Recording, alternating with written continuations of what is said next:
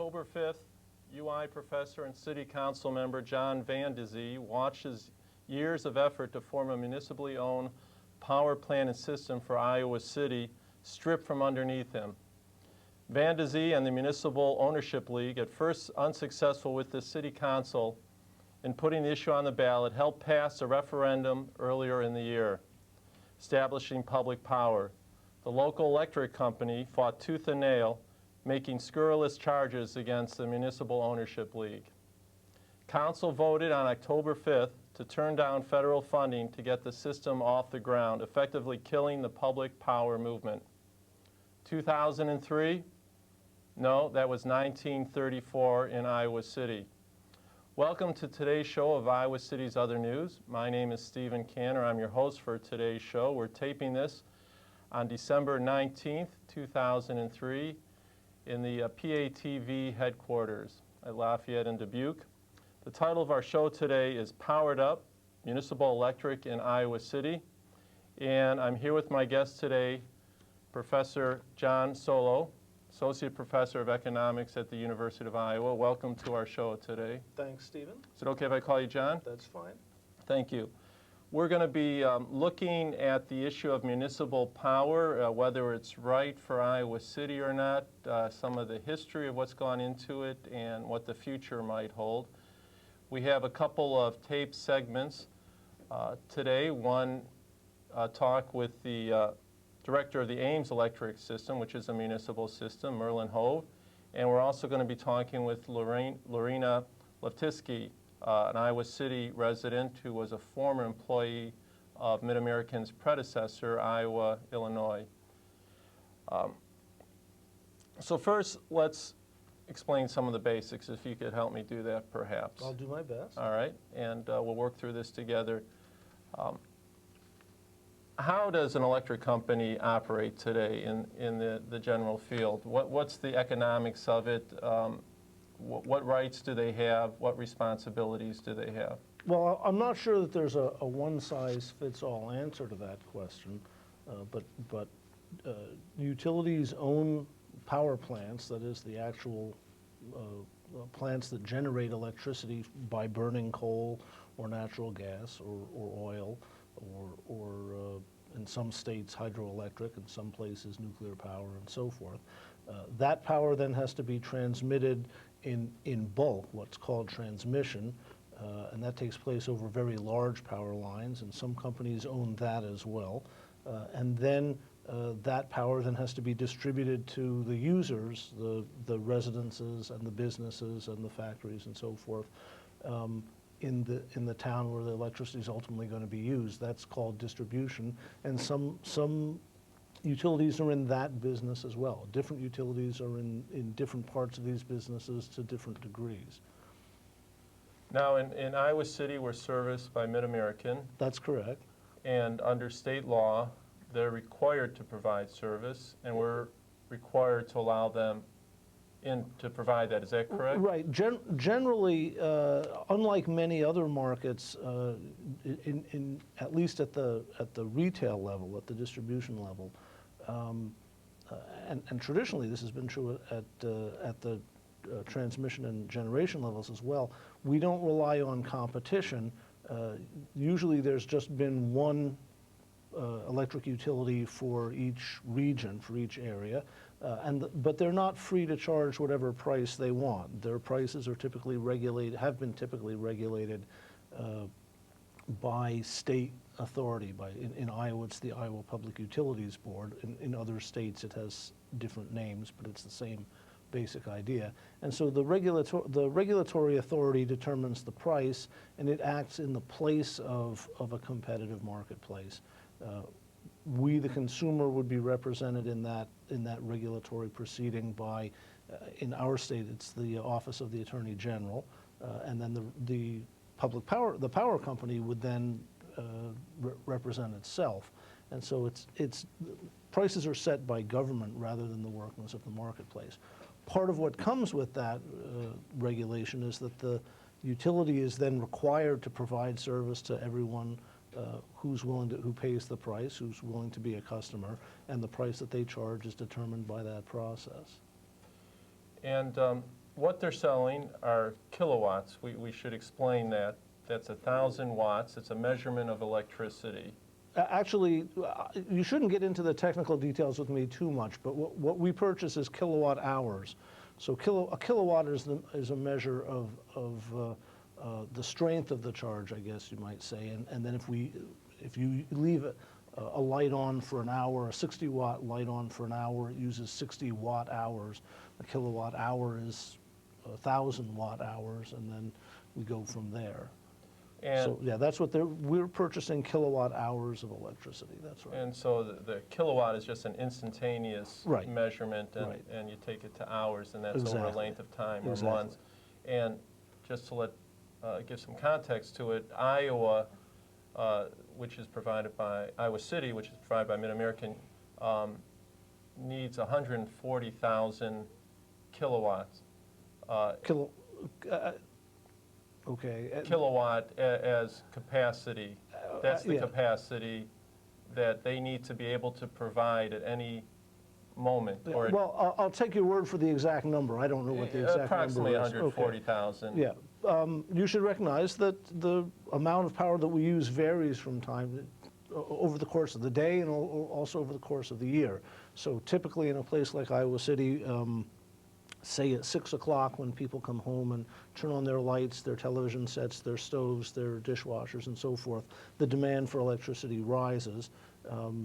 Late at night, at 2 o'clock in the morning, it's much less. And also the amount that we would demand on peak varies over time. So when it's very hot and people are turning on their air conditioners, or in some places where it's very cold and people are turning on electric heat, we also have a peak. So at any point in time, we could be using more or less, but there's a certain peak demand, and again, that's varies from day to day and also from over the course of the year. And we have the utility has to be able to provide to meet that peak, otherwise people's lights start to go off. We have brownouts or blackouts. And we had one of the biggest in history just recently in the last year. Yes, although, and again, I don't know that much about that one, but not apparently because of excess demand, more because of some piece of equipment that failed. But I don't know the details of what caused that thing to go down. And we're not going to be getting into that Good. today. I did want to touch in a little bit of the history. Part of the equation includes municipally owned electric systems. Yes. And even the private investor-owned systems don't have to produce all their own power themselves for their system. There's a market out there that you can go out and buy in the wholesale market. Many municipals, public power systems also don't produce their own, and they buy it on the wholesale market. That's correct. That's as my understanding of it, that's a fairly new, say in the last 20 years phenomenon. The traditional utility would own the generating station and the transmission lines and the distribution lines and provide everything. But in the last 20 years, the various transmission lines have become interconnected, and it's become possible for utilities to buy power off of that grid in a wholesale market. And that's fairly new. When I say fairly new, I'd say in the last 20 years or so. But that's true. And so today, a utility need not own its own generating capacity. It can purchase the power that's generated by someone else. Now, I'm reading a book, I don't know if you heard about this, and I'll hold this up for folks to see, The Last Energy War by Harvey Wasserman, The Battle Over Utility Deregulation. This was written about 1999, I think just before the California escapades took place there with the energy outages and the problems Correct. they had there. And you getting a shot of that? Okay, great. And he talks about the history of got that? And he talks about the history of electricity as being a constant battle between the private investor-owned and their profit motive and municipal utilities and trying to do what's best for the majority of the people. He says right from the beginning, people like Sam Insull, Thomas Edison's assistant, and J.P. Morgan took control of most of the power systems that were spouting up all over the country, and they consolidated, and there were 10 holding companies that controlled about 75% of the power distribution in the country at that time. This was the turn of the 20th century. And it was a constant battle, and you had someone like Tom Johnson, who was the populist mayor of Cleveland at the turn of the century, saying that I believe in municipal ownership of these monopolies because if you do not own them, they will in time own you. And you had a constant battle. And finally, Insull apparently came up with this idea of regulated monopolies, saying to JP and his cronies, hey, you know, we're going to get shut out of the business entirely. We can come up with a new game. We'll still make tremendous profits, just not as much. And we can basically buy off the state legislators and the commissions that are set up and continue to ride this out. And Wasserman contends that that's what's been happening for the last 50 or 60, 100 years, with the tide going back and forth depending on who's in power and how progressive they are in allowing the fight to continue for municipal. What's your take on that? Well, I'm not a student of the history of it. What I would say is that utilities have not generally been high-flying, highly profitable companies. Utility stock, for example, has often been it's one of the until recently, one of the classic widows and orphans stocks. Fairly reliable returns, nothing fancy, but pretty safe, unlikely to go out of business, so you're unlikely to lose your money. And if you're a widow or an orphan and you're relying on that investment for your income, that's a fairly safe thing to do. That has changed in the last, as I say, 10 to 20 years with deregulation, and we saw what happened in California. It is certainly true that electricity, much like the telephone system, has historically been viewed as a natural monopoly. That is, it's unlikely that we're going to have competition, at least at the retail, at the distribution level. It just doesn't make an enormous amount of sense to have multiple sets of wires and people deciding which company they're going to plug their toaster into on any given day, depending on what the day's prices are.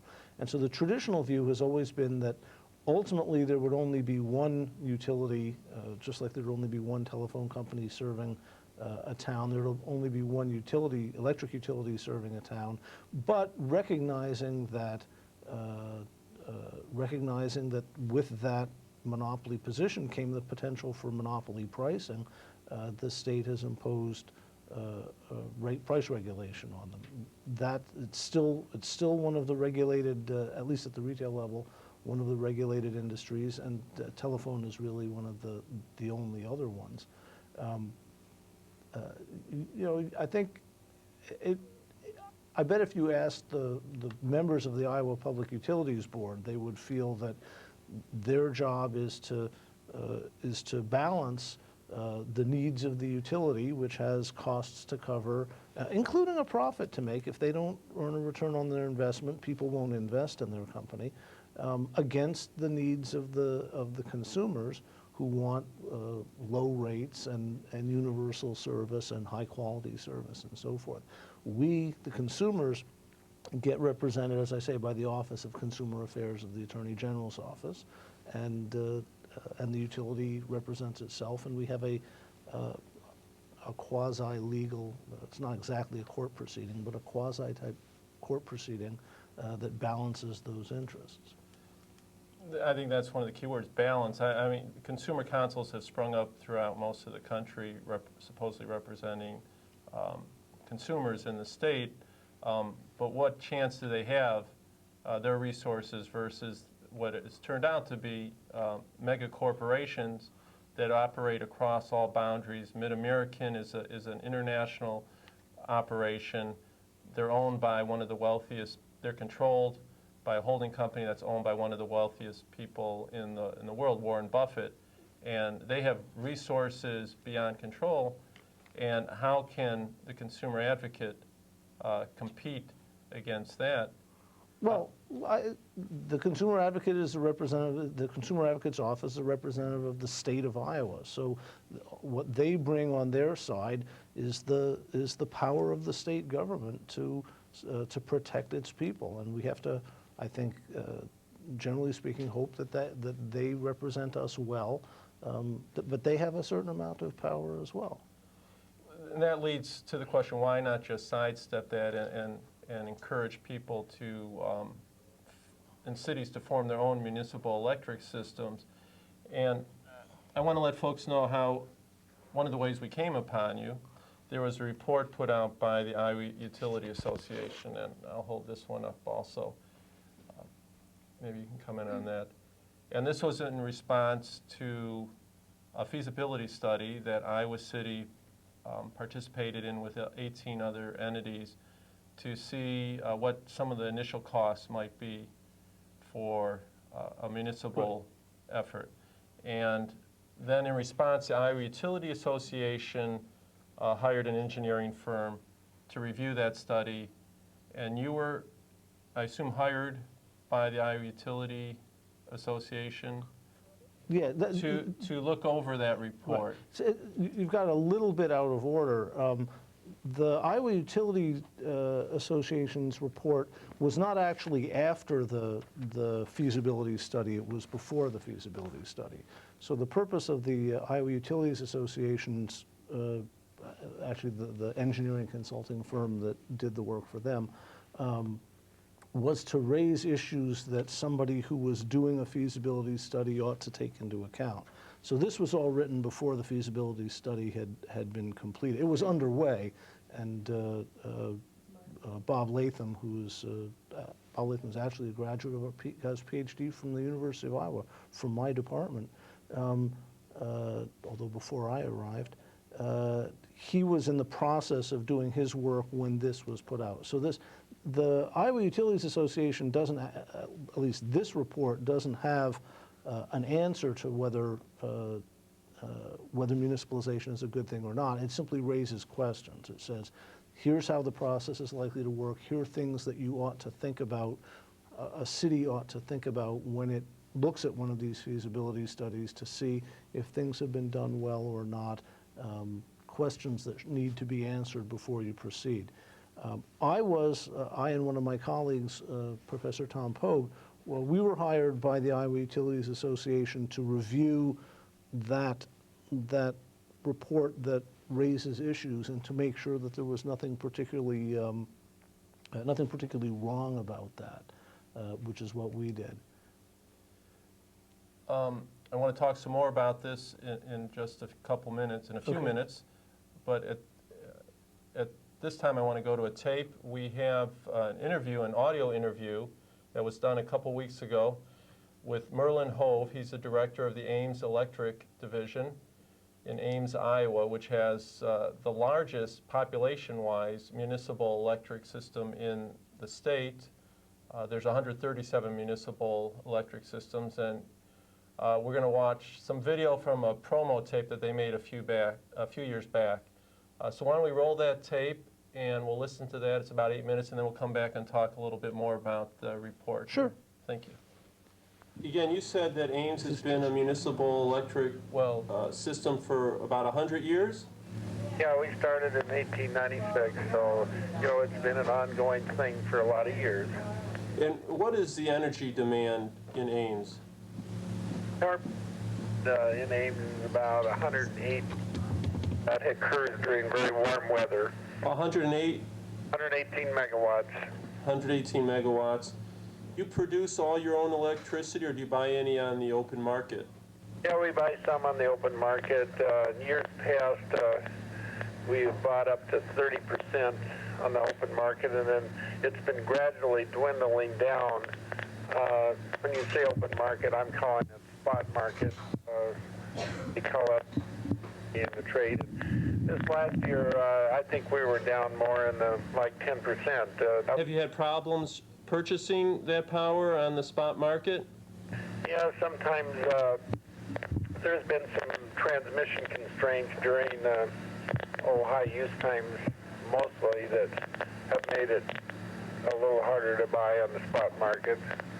And how do the rates that you charge your residential customers and industrial and commercial compare with private investor-owned utilities like Mid-American?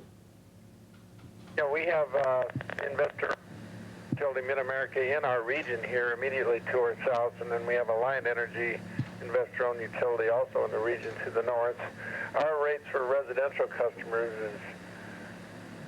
beats their rates by about 30%, and when you get into larger customers and industrial customers, the rates are closer to the same, but even on those, we oftentimes beat them as much as 10%. How much in percentage and in dollars, percentage of the general fund, do you contribute to the city's general fund from the electric division?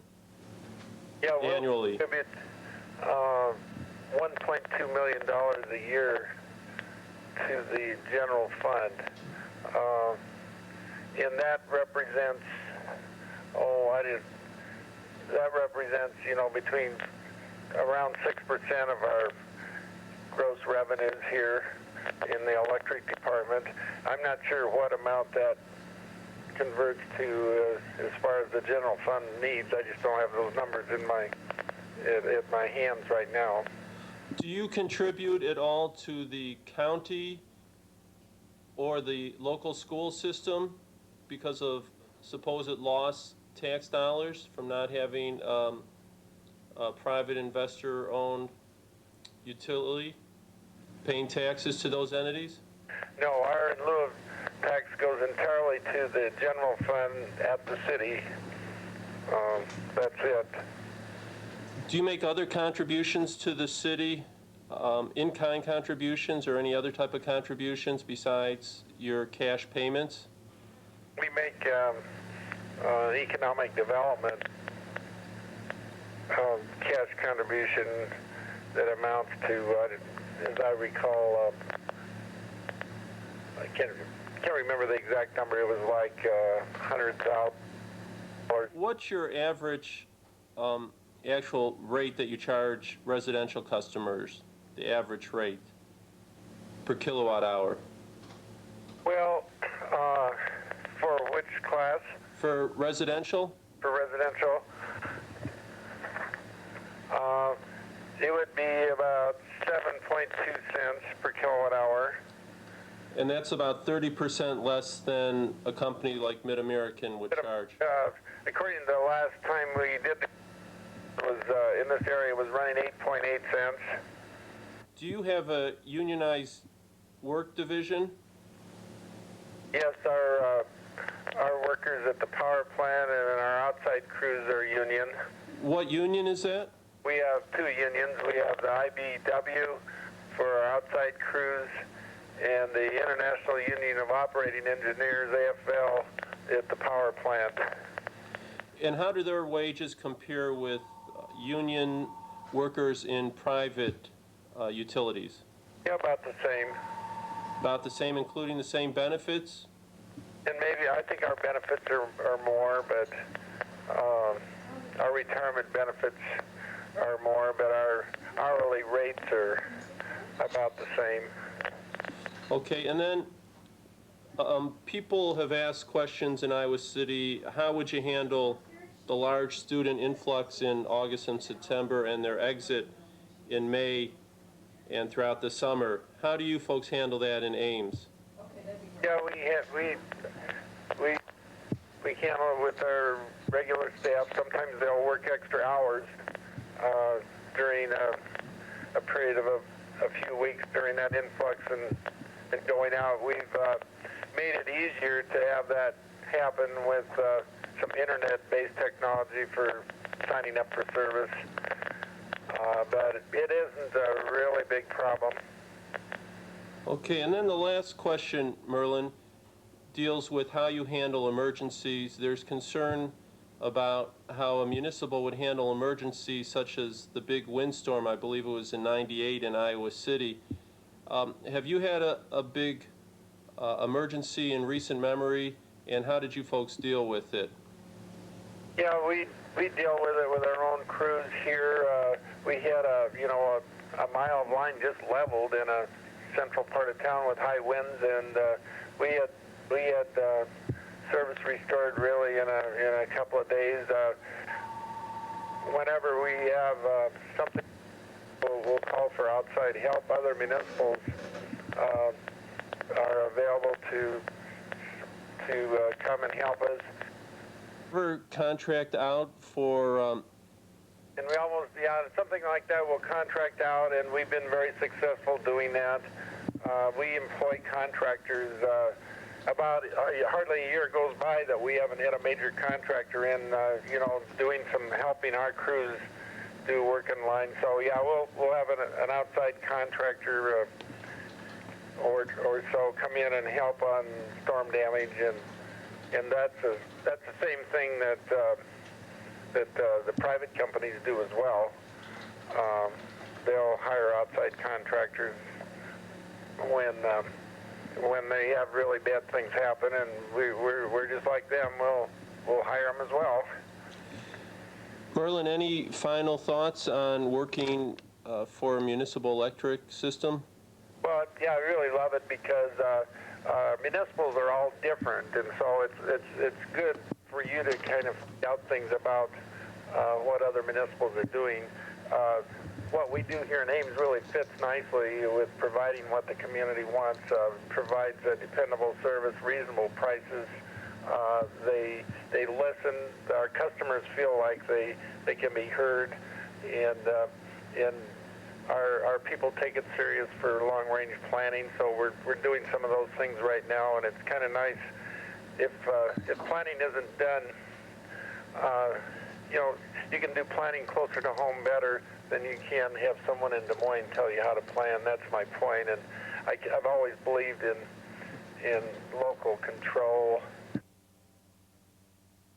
You're watching Iowa City's Other News, taped on December 19th, 2003. The title of our show today is Powered Up, Municipal Electric in Iowa City. I'm talking today with Professor John Solo, Associate Professor in the Department of Economics at the University of Iowa. We just heard Merlin Hove, he's the Director of Ames Electric Division, and he talks glowingly about municipal electric. The savings are there.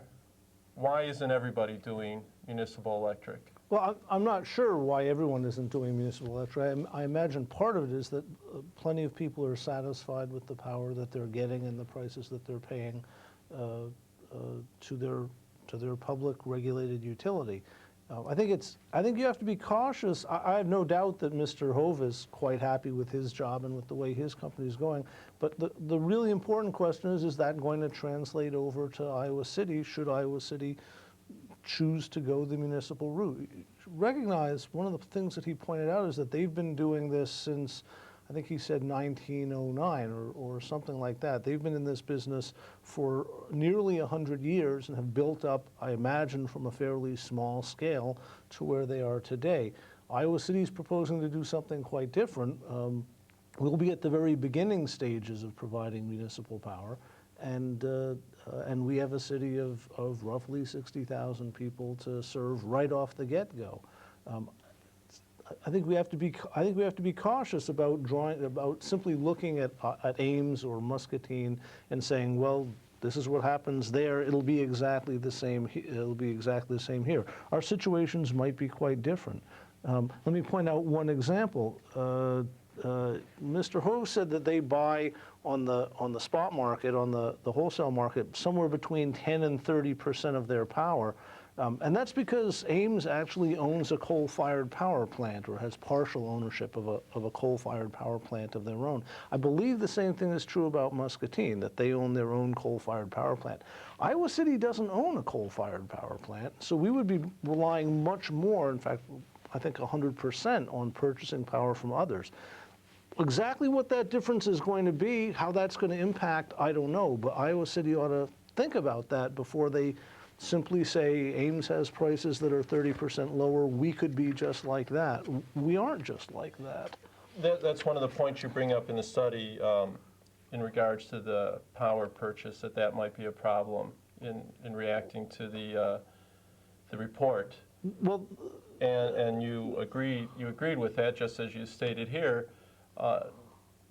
Couple things. One, most of the utilities, although Iowa City would be the biggest, most of the utilities in Iowa don't produce their own, and they seem to be doing pretty well. right. Two, Latham in his study said there probably isn't that much problem getting a good price. He used real figures from a contract he just negotiated with another municipal power. And three, we could start looking at renewable forms of energy. There was Municipal, I forgot the name of the city west of Des Moines, it was in the paper, just got a grant to put up a wind generator. Right. And it's going to produce about 10% of their own power. And a lot of people, I think, in Iowa City would be happy to hear that. And I think the equation is save money. The predictions are $2 million a year. That power, it would be a problem. It could be a problem, but it's not likely to be a problem, especially with more and more openings of the transmission lines, like you noted in the last 20 years. Well, it will depend.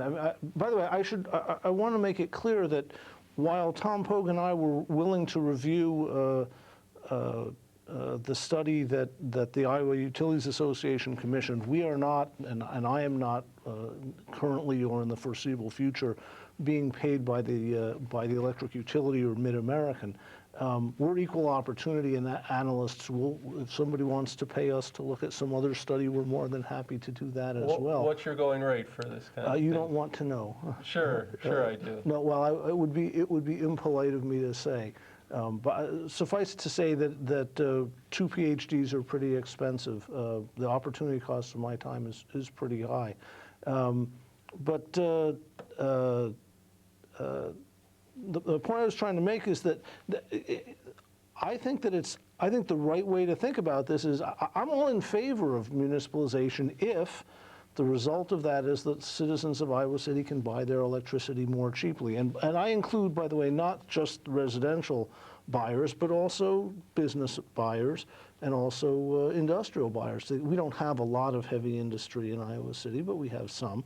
But if we can purchase our power with the same quality of service, the same reliability, and at lower rates, then that's a good thing. I think that's the issue that Iowa City ought to be focusing on as they approach this question.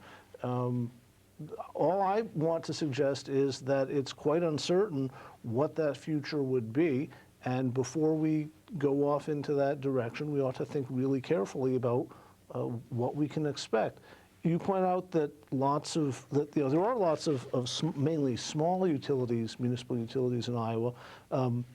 As the Utility Association pointed out, many of them get subsidized power, and we would not be allowed to buy that subsidy. We would not get that subsidy. So I'm not saying that this is a good thing or a bad thing. I'm just saying let's make sure we do it very carefully and find out what we would actually be getting into before we borrow the money and spend tens of millions of dollars to buy the distribution system from Mid-American. On that point, we'll go to our next videotape. This is a tape with a former employee of Iowa, Illinois, the predecessor of Mid-American. Mid-American bought them. And she's talking about employee relations. It's been an issue here. The Union for Mid-American Lines Workers said we're against this effort. Obviously, they have some self-interest and they want to preserve their jobs, and it's an uncertain future. That's the way they see it. Here's another perspective from a former employee. Why don't we roll that tape? And this was a tape done by Greg Thompson. All right, I'm Marina Loptinsky. I worked for Iowa, Illinois Gas and Electric for 8 years. And I was let go on November 30th, 1994, or 3. I can't remember now, it's been 10 years. And I'll just give you a little background about what it was like to work there with, when it was Iowa, Illinois, when it was customer oriented. There was 13 customer service people at that time, and you could walk in. We had a telephone. We had a teller window. We had a receptionist. It was totally customer based. And I would be in and out of probably 150 to 200 accounts a day. And our goal was to serve the customer. We are a monopoly, and we had a captive audience, and we were trained that being a monopoly, you need to provide the best customer service available. And we were trained about the system. We knew the electrical side, the gas side, the service side. We were trained continuously, credit and collection, and it worked very well. We had, because of our huge student population, we had set up a system that handled that, the transient movement of students. We had a good relationship with rental property owners, property management people, the city water, and we kept in contact and provided the best service we could. We were told a new president was assigned. All the presidents previous had come up through the ranks. This was a fellow from out of state, was hired, and we could see the writing on the wall at that time. And we were told about a year before we were let go that they were revitalizing the company. Why, I don't know. I don't think it needed it, but they said we were revitalizing it. And about 6 months later, we were called in and told that we were going to be closed. The customer service end of Iowa, Illinois was ending. All calls would go directly to Davenport, and they would be distributed. We were told that we were not being laid off. We were being let go. We would not be hired back. So as the year went on, people slowly left, and I was let go, and that was the end of my service. We had a regular segment of, I don't want to say a segment of our society, but a working poor group that we always worked with pretty much on a regular basis. And we got to know them, they got to know us, and they were comfortable coming in. I mean, it's nobody, everybody wants to, I mean, it's embarrassing not to be able to pay your bills, but they knew their situation enough that it was okay.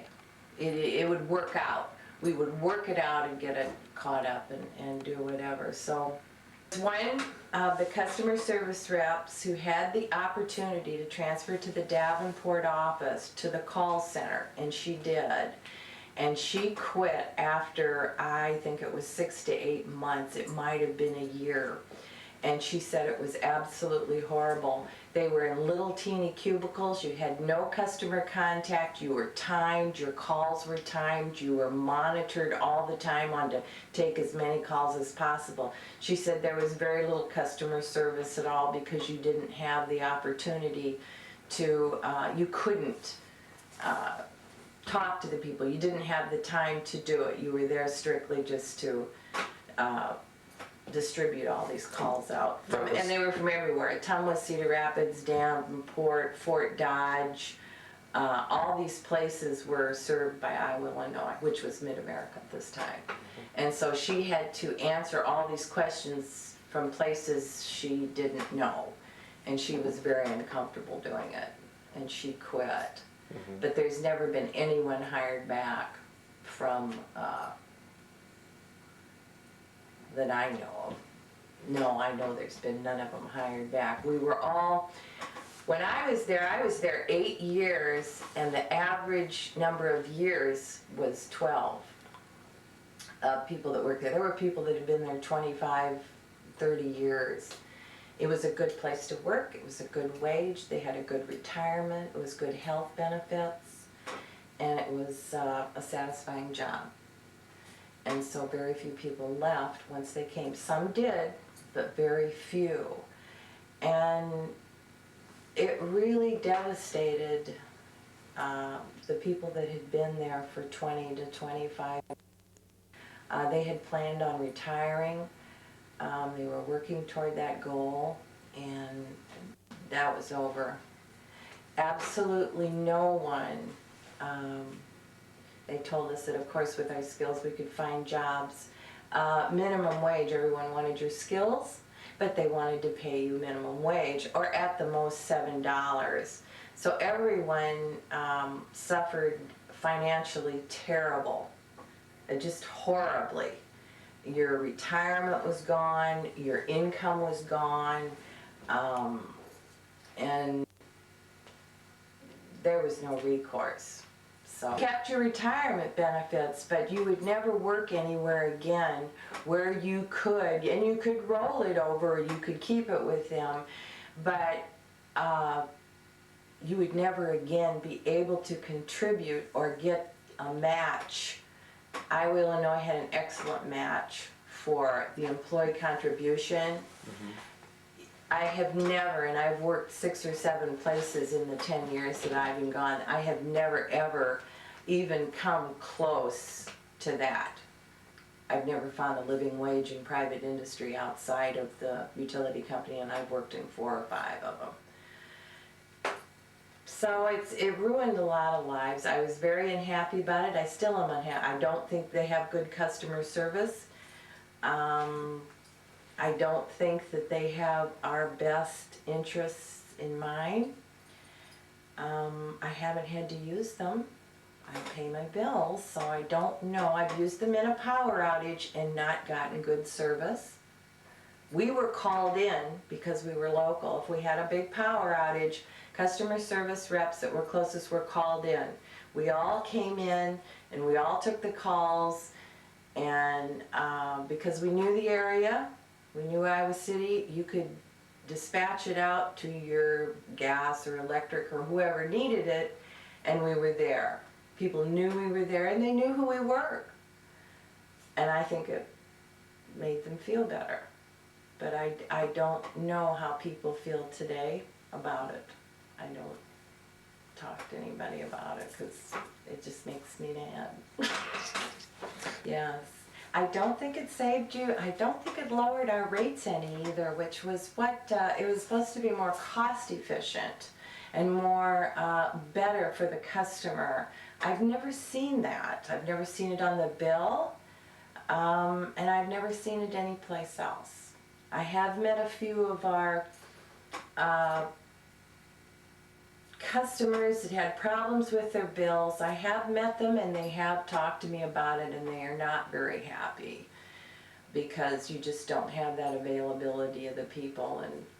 And they have customer service reps at Mid-America. I don't know how many. I think they're hiring more back because they're finding it's too overwhelming in Iowa City. There's just too much movement to do it from Davenport, and I think their bad debt is getting way out of control, and they have hired somebody. I don't know if they got rid of credit and collection, and I don't know if that's back in Iowa City, but it probably should be because it was a lot of work. So that's basically my experience with the company. Iowa, Illinois, not Mid-America. I wouldn't want to be associated with it. Right. But Iowa, Illinois, I would. I was very proud to work for that company. You're watching Iowa City's Other News. We're wrapping up our show on Powered Up, Municipal Electric in Iowa City. This was taped on December 19th, 2003 in Iowa City. And we just watched a segment taped by interviewer Greg Thompson with Lorena Latinsky, a former employee of Iowa Illinois Electric, which is the predecessor of Mid-American. And talking with John Solo, UI Associate Professor of Economics, one of the main issues she talks about is local control, I think. That's the essence, or locals, companies being involved. Mid-American is making claims that they're involved locally. But you call their call center, like Lorena said, they're in Davenport. IBW, it represents the lines people. The office people for Mid-American, they have no union representation. Is this an important issue? Job security, local control? I think that as I said before, I think that the issue that Iowa City should be thinking about, the criterion that we should be using when we judge this, is whether we can expect to have cheaper electricity, all else equal, holding the level of this quality of service equal. It's interesting to listen to her speak. It's not clear that this is an overwhelming indictment of private power. She said that Iowa, Illinois, which was a private monopoly regulated by the state government, was the only place where she ever made a living wage, and they were a company that cared about the local people and provided good local service. Clearly, in her mind, when the company changed hands or when management changed hands, things changed. But I don't think one wants to conclude from that all privately owned, for-profit, investor-owned utilities are bad. In her experience, that was the best job she ever had, was in a for-profit, regulated monopoly. I do think that the quality of service is something that we ought to care about. And if we have problems and we call and we end up calling Davenport and we get slower response to our concerns, or people don't work with us very well, that's poor quality service. And what we should be focusing on is quality of service and the price that we pay for it. That's what I really think this issue is about. I think of this as a public policy question. I don't think that we should think of this as a question of a battle between the community and evil corporatism or capitalism. And I actually sort of dislike that tone that has gone on in the debate. Warren Buffett isn't Osama bin Laden, and Mid-American Energy is not Al-Qaeda. This is a corporation that's trying to make a buck. There's no two ways about that. They're trying to earn a profit for their investors. They're constrained by we, the customers, and by the regulatory authorities. And if we can do a better job than they can, then more power to us, no pun intended. And I think that we really ought to do that. But that's what we should be focusing on. Do we the consumers, get high quality service and low prices? That's what this should be about. I think you're right. That is the issue, and you have who's going to be representing the best interests of Iowa City, and one could make the argument Mid-American's not going to do that. They're going to represent their interests, which are their investors, and Iowa City staff and council are supposed to be looking out for the interests of the citizens of Iowa City. So it's not a matter of Mid-American is bad or not. It's a matter of what's going to do best for the citizens of Iowa City. I guess the concern is, in a report like this, there's things that don't explore the whole truth, is the way I would put it. For instance, they talk about taxes that are paid by the private investor-owned. And what's not pointed out is that across the country, payments in lieu of taxes by municipals, such as in Ames, equal that 6% of revenues or more. It's oftentimes greater. And that's not brought up. And the argument is oftentimes one-sided. You have, it seems, the weight of history on the private investor-owned going against the municipal power movement, and it's a tidal wave trying to stand up to it. That's the thing that seems is not portrayed oftentimes, that it's not an equal battleground. And I'll let you finish up, and then we got to get moving on, and then we'll wrap up the whole segment. The process is inherently a political one, and my view is that no one knows including Bob Latham or myself or anyone else, yet what the right numbers are. My only, and that debate is going to be a political one, unfortunately. My concern as an academic, as an economist, is that, and my advice to the city council and the people who are ultimately going to make the decision about this, and for that matter, the citizens, is that what we really should be thinking about here is what's the right answer, what are the right numbers, what are the costs, and what are the benefits, and everyone is going to say things that that slant in their favor. Again, I want to point out that this report that I commented on did not give an answer. It raised questions. It may not have raised all the questions, but it certainly, that's its job, its purpose was to raise questions that Iowa City ought to think about. But that's where we ought to, that's the concern that we ought to be going on, and I think as best as possible, to the extent that we can put this in terms of it's a public policy decision, not a big political battle between the forces of good and light or the forces of darkness and evil, I think we'll all be better off if we try to think of it in those terms. Thank you. And I'll let the audience know that representatives from Mid-American were invited to participate in the show through interviews, and representatives from IBEW, the Electric Workers Union for Mid-American, was also invited, and at the last minute they had said they would be on here. Then they refused to be on the show. Well, I'm sorry to hear that. Yeah, I'm sorry too. I appreciate, though, John Sola, you coming on to the show and taking the time to be here and engage in the dialogue on this issue, and thanks for your work on this. My pleasure. I think we have a long and interesting road ahead of us, and hopefully cool heads will prevail on both sides, and we'll figure out what the right answer is. Thank you very much for having me.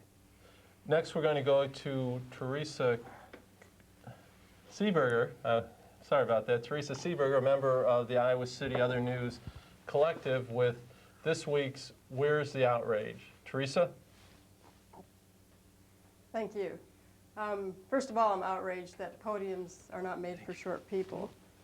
But much more importantly, I'm outraged today, as I am every day, about the continuing suppression of constitutionally protected dissent by lawful protesters both in our nation's capital and throughout the United States of America, and quite frankly in Great Britain, where George Bush was too afraid to go the normal route and meet with protesters there. He purposefully hid and ruined the Queen's Garden, by the way, in doing that, by having his security people trample all over. Anyhow, a lot of this is coming to light recently because several lawsuits have been filed by the Partnership for Civil Justice. They've been filing these lawsuits based on his inappropriate state and police action to suppress dissent. And a great quote by a United States District Court judge kind of brings to light the severity of what's been going on. Judge Gladys Kessler states that the District of Columbia seems to be admitting, in fact, that it maintains widespread, extensive spying operations on the activists and operations of political advocacy organizations on the basis of their political philosophies and conduct, which is protected under the First Amendment. Moreover, according to Judge Kessler, the Chief Broadbent admitted in his testimony at hearings that such operations are carried on by the police, by the state, even in the absence of any allegations of criminal activities by the organizations being spied on.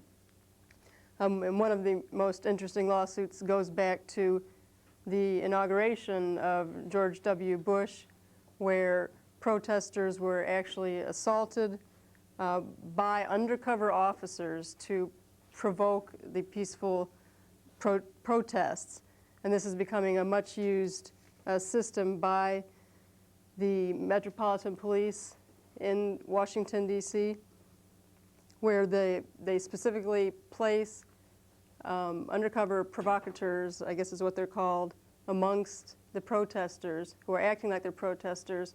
And then they will, in fact, these undercover police will pull out pepper spray, whatnot, and actually, assault by using this at the peaceful protesters to incite the protesters to become, obviously enraged because they're being attacked, and then they turn around and get arrested, the peaceful protesters, because now they are acting up, but because they were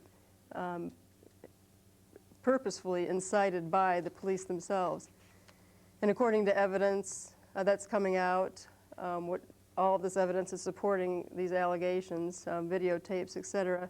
It's not just the Washington police, it's also the United States Secret Service, the FBI, and the National Park Police that are alleged to be participating in these types of activities. Other tactics used are simply to prevent people from assembling at specific locations where the police know that protests may take place, such as in front of or at places where there will be meetings by the International Monetary Fund, World Bank. Or the police also use splintering techniques where the group of protesters that may be marching, they force some of the protesters down one street, some down one alley, effectively to break up the protest group to try to minimize the effectiveness of the protest. Luckily, these lawsuits are being brought, and the civil lawsuits are a civil way to go. However, the police, the FBI, and the United States Secret Service should remember that these people that are protesting peacefully come from the same bloodline as those people who have willingly fought and died on our soil to protect their own rights. And as has been said before, the revolution, when it happens, won't be on TV. It'll be in your backyard, and it may even be on the White House lawn. And if that's how it's got to be, then so be it. So these people need to respect our rights to peacefully dissent. Otherwise, they're opening up a barrel for whatever might come, and the chips will fall how they will. So that's my outrage today, that we are being suppressed in our ability to speak our minds and speak what we believe. So I will go back to Mr. Canner to wrap up for today. Thank you, Teresa Seeberger. Where's the outrage? The revolution might not be televised, but we're going to be televising Iowa City's Other News. We're wrapping up today. It's December 19, 2003. Our show was Power It Up, Municipal Electric in Iowa City. We'll start the credits and the tape rolling, and I'll finish up a couple quick announcements. We're going to be looking at some footage shot by Holly Berkowitz of Mid-American the last week or two from their facility on Muscatine. And I want to thank the crew for helping out, and there's some contact numbers. Get involved with our show if you'd like to. Our show is changing to a different format. Our last show in this format will go live. Normally we do go live, although this one was taped, will be January 10th. And it will be a retrospective show on some of the highlights of our show over the years. And we hope that you'll tune in for that, 11 a.m. on Saturday. Our shows are shown on Saturdays, 11 a.m. and Wednesdays at 10 p.m. Also, as a follow-up on the Energy Aftermath show in regards to Ralston Creek and the gasification plant from Mid-American's predecessor, the pollution there, the EPA is going to be checking out, drilling into that and trying to evacuate some of the holding tanks. Thank you once again for tuning in to Iowa City's Other News. Take it easy, but take it.